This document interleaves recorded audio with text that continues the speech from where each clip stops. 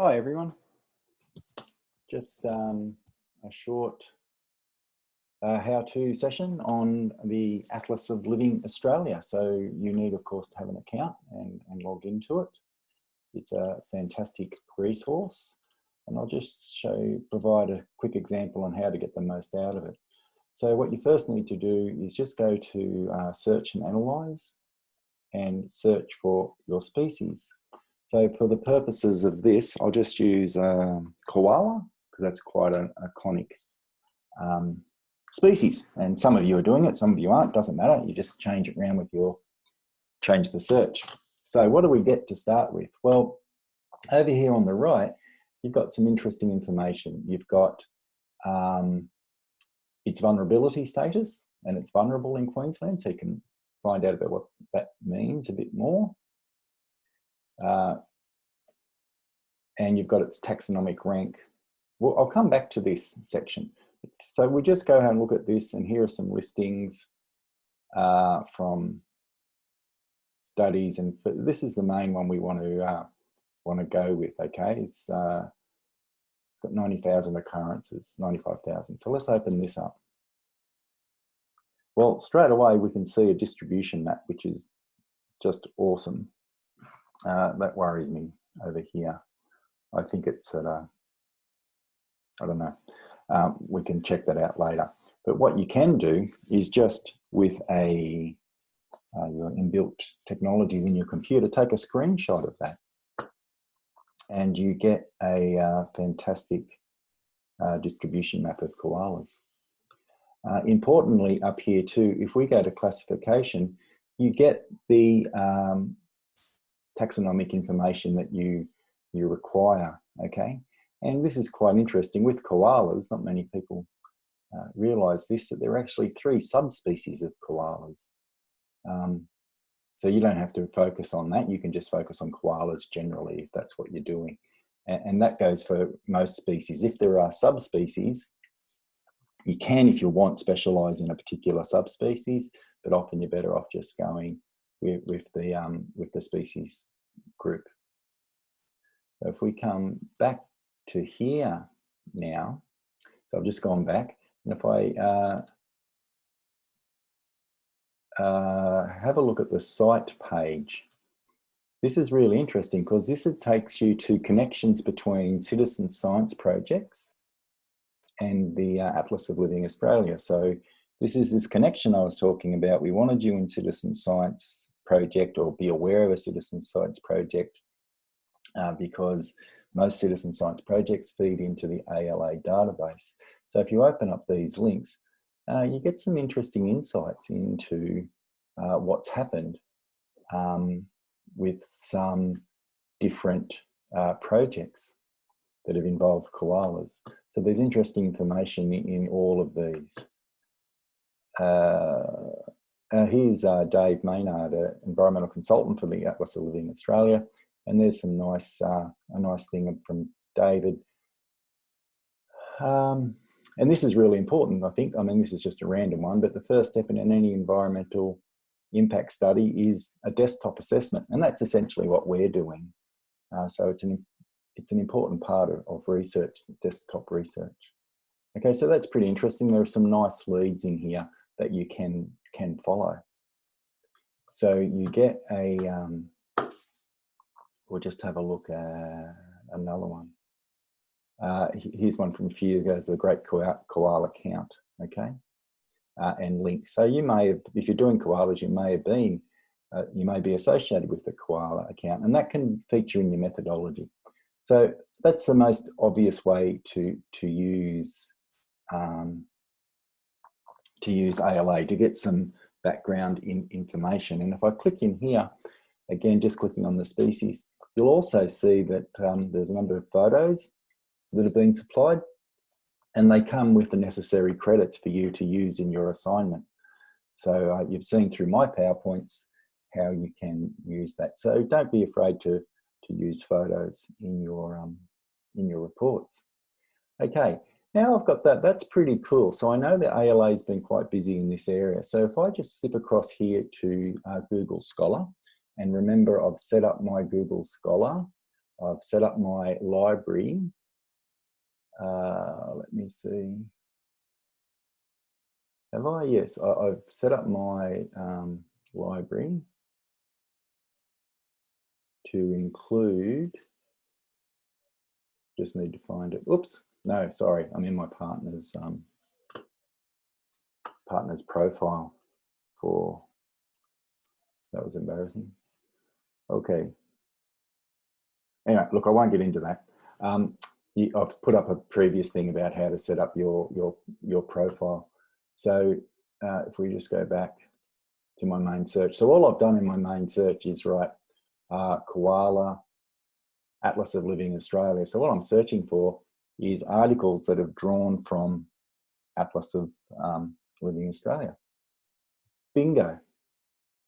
Climate-driven shifts in distribution of koalas, and I searched in 2019. I can find it at CSU, so I follow that link through. This is fantastic. I'll just have my EndNote open to make sure, yeah, oops, that's not EndNote.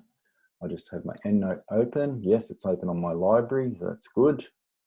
I'll come back to that. So here it is. I follow this link through. It's through CSU, so it's gone through Primo now. I can have a quick look at the tools here, and I can export a citation. There it is there. So that's what it should look like if you want to do it manually. But I just make sure it's an RIS. Don't worry about the EndNote one, go to RIS. I download that. It downloads. I'm just going to, I can import it through my EndNote, or if I just open it, you'll see that it goes straight to EndNote, and there it is. So that's a fantastic article already referenced. I'll just have a quick squiz. That looks perfect for APA. So how easy is that? And then conversely, with the article, I can just come back a page.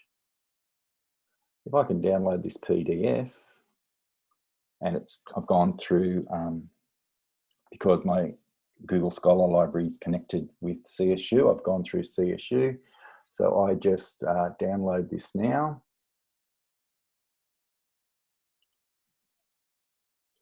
And I want to make sure, oh, it's just dropped down here. Okay, so if I go to my files, sometimes you can direct it straight to this folder. So this is my folder that I've got set up already. So I just need to drag, oops.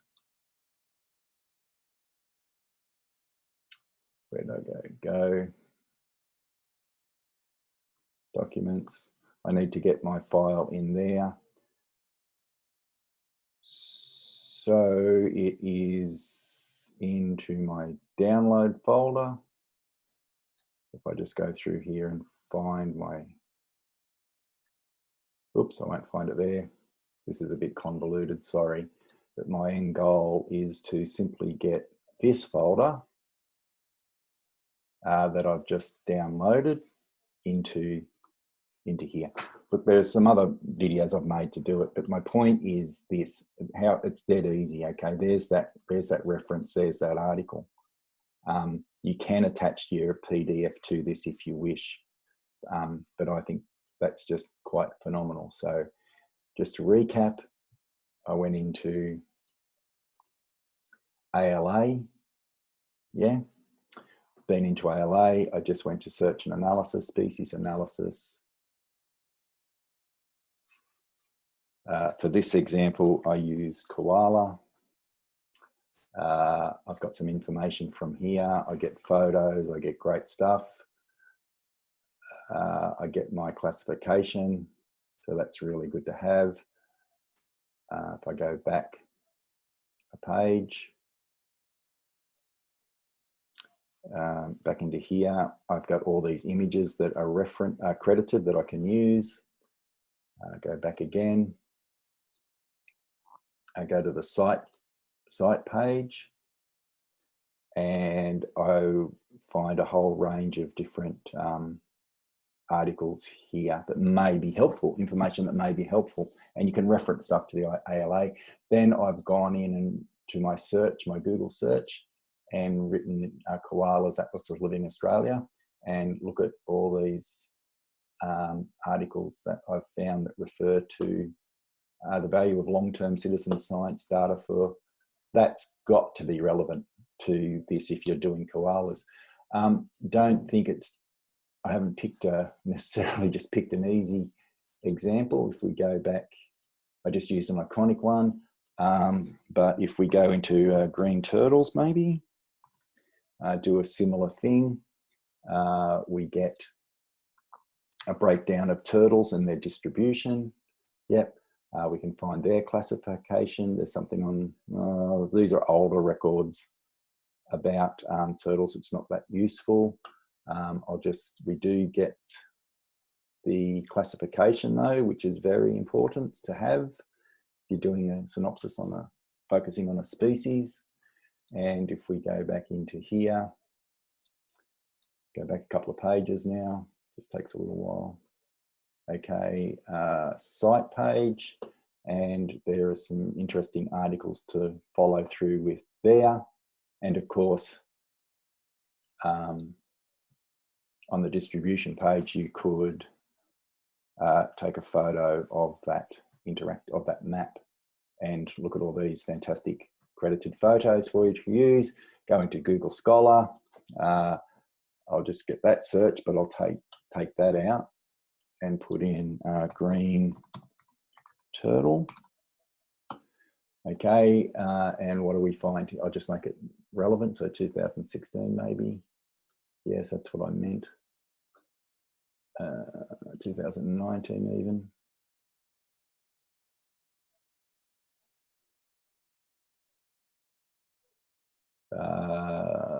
This isn't too bad. High predation of marine turtle hatchings near coastal jetties. That's got to be influential. And there are, of course, more than one